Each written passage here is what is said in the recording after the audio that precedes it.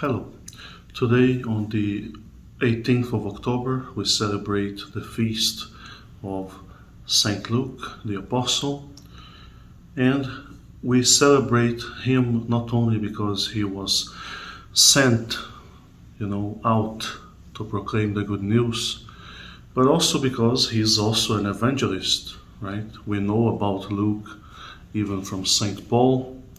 We believe that he is the same Luke that he mentions in his letters, including the letter to Timothy, where he says that Luke is one of the only persons who remained with him, with Saint Paul, after he had been accused and had been taken to jail in custody of the enemies, right?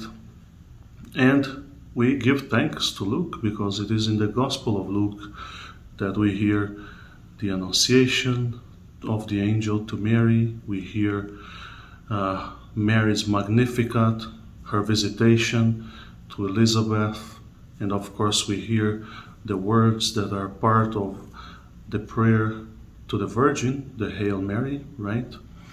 Come also from the account of Luke, of the Annunciation, the words of the angel, the words of Elizabeth to Mary, which became part of that prayer that is so important to us Christians, to us Catholics. And also in Luke we hear very much many different parables and miracles that are not in the other Gospels, like the prodigal son or the Good Samaritan. And we see a common theme, that is the theme of Jesus' love for the poor, Jesus' care, for the poor.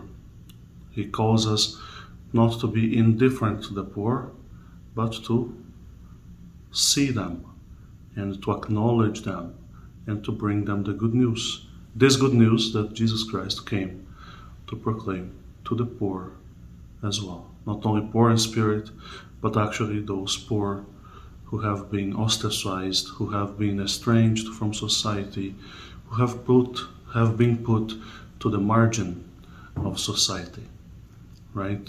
And in the Gospel of Luke, we see his acknowledgement of who Jesus is as someone who was not indifferent to the poor, but who actually approached the poor, acknowledged the poor, and gave them the good news because they actually welcomed it, right?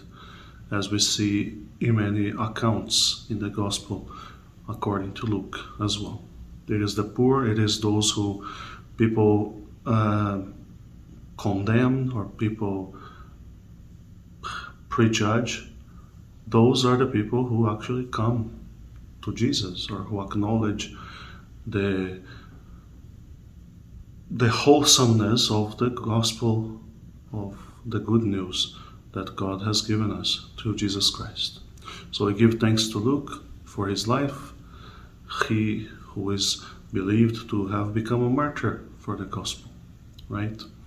And we give him thanks for leaving with us such a beautiful account of the good news of our Lord Jesus Christ, which includes his infancy and the many things and even the interior things that were going on through the heart or the mind of the Virgin Mary and Joseph in those first days and even years of Jesus' life among us.